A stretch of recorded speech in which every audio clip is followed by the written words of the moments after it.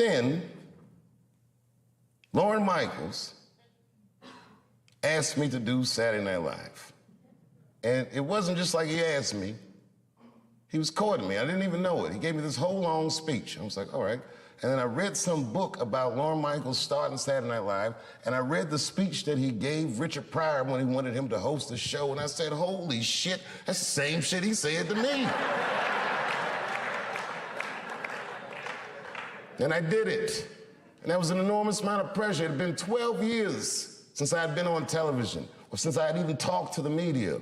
And I remember I signed my Netflix contract on my way to my mark for the monologue. If you do live television, they count down every second. 30 seconds. Are you sure this contract is good? It's good, just sign the paper, it's good. 22 seconds. Oh, nigga, you better not be tricking me. 10, 9, 8, 7, 6, 5, 4, 3, 2, 1. I walked out on that stage and I killed it. It was natural. It was nothing. It was easy work. Got an Emmy for that one, too. First Emmy I won. And when I walked on the stage, after being in the cold for so long, for the first time when I walked on the stage, I'm like, damn, nigga, I just made $60 million. 1987, I moved back from Ohio to D.C. and enrolled in Eastern High School and did... You must not have went there when I went there, champ.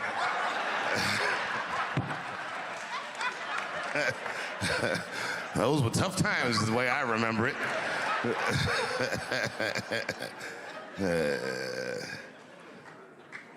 When I had gone, I'd lived with my father for 3 years. I went to middle school in Ohio, and when I'd gotten back to Washington, the crack epidemic was in full swing, and the city was largely unrecognizable to me. I was an older kid, and kids my age were doing a lot of wild things that I didn't know that kids would do. I'd never seen a kid with a pager before. I didn't know anything about selling drugs or any of that shit. All I knew was every day when I went to Eastern, I didn't feel safe.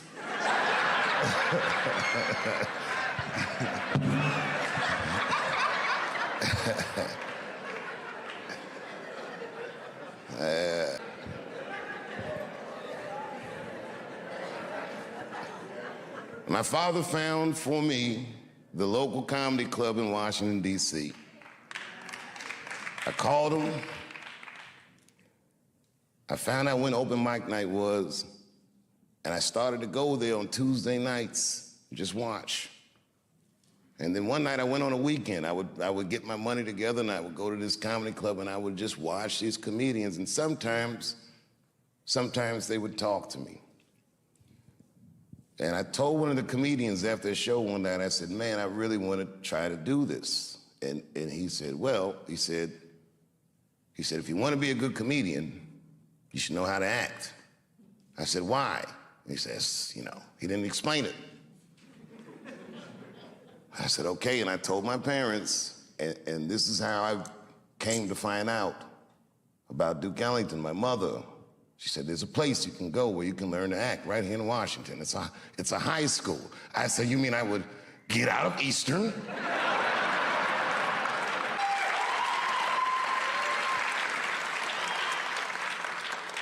My first thought, when I walked to that door, I'm not good enough to be here, I'm sure.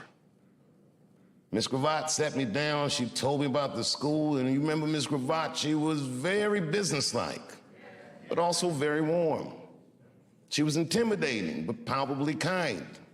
She was a paradox of a human being. And she gave me a date for an audition. My mother said, okay, Dave, it's on you.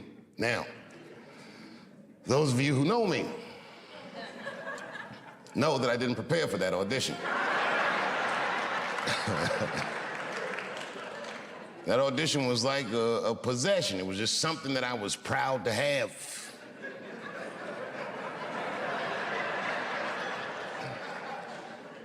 But as the days got closer, I'm like, oh my God, I gotta get something together. I didn't even know how to do an audition. I'd never done it before. So I went, I said, what do I need? They said a monologue. So I looked up monologue. And I went to the library, the MLK library, this huge library, so I gotta find something, and I found a piece in one of those yellow script books. It was a monologue by Mark Twain called The Judge's Spirited Woman. I learned it in a night. You know, it was not hard for me to memorize things. The next day, it was a Saturday, I think, and I came to the school, and they auditioned in what used to be this room, the original theater at Duke Ellington School of the Arts. And all the department heads sat in here, and the lights are in your eyes, and there's a bunch of kids who already go to the school who come on Saturday just to see who might be coming. And I talked to all these kids before I went in, and these kids were nothing like the kids at Easton. They were like them, but they were different. They were weird and funny and self-deprecating and things like this. And I remember I came out on stage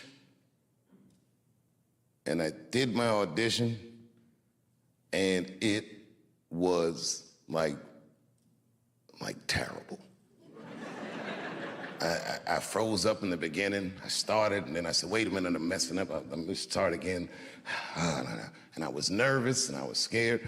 And in the middle of the audition, I'm in the middle of the monologue, one of the teachers, Fred Leach, he said, Fred Leach, he goes, okay, that's enough. I said, well, there's still a little more. He goes, no, that is enough, he said.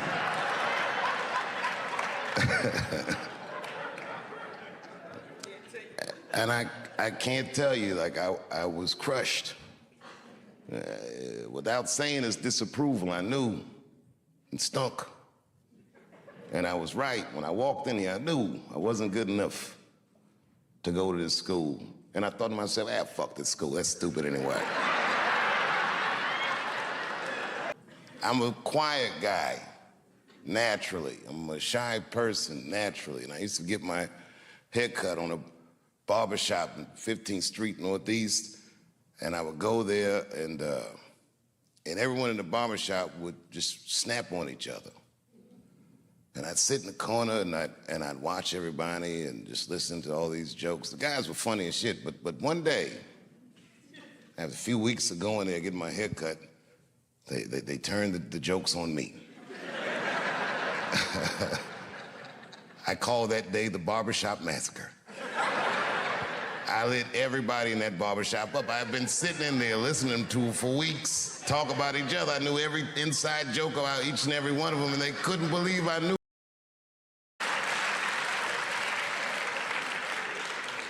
And from then on in the neighborhood, people kind of like me. Oh, this guy, he's pretty funny.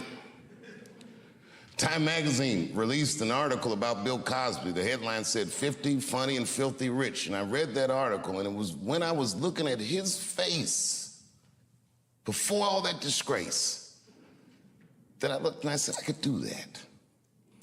I told my father, and my father said, well, then just do it. That's why I wouldn't even know where to start. And he said, well, look in the phone book. It was before the internet, if you're young. We used to have a book with phone numbers in it that used to sell drugs.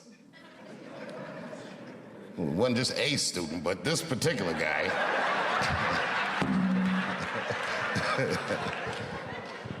This particular guy did the cardinal no-no on the streets. He did what they call not making your roll, which meant that he got some drugs on consignment and he didn't pay whoever gave him the drugs back. And whoever gave him those drugs had declared, I'm gonna come to that school and I'm gonna kill you, he said. And my man was scared. And the word got around school that the Goons was coming.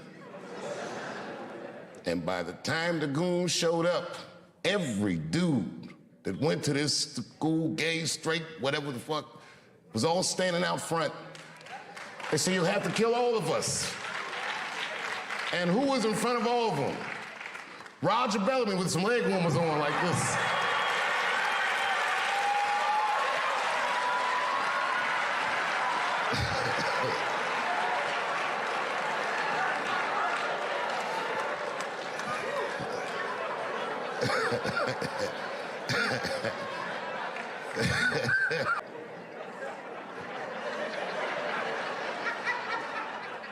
There was a kid that already went here. His name was Aiko Handy.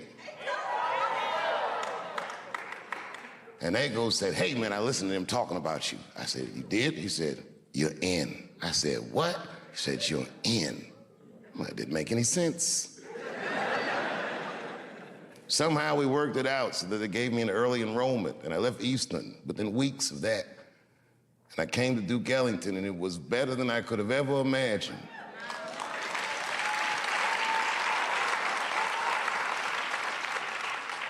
I didn't have the suspicion that most new kids get. I was an oddity, a new toy. I was quirky. I wasn't a snappy dresser. I didn't really know what the fuck was going on because the crack epidemic itself was new to me, and they were all refugees from their neighborhood schools.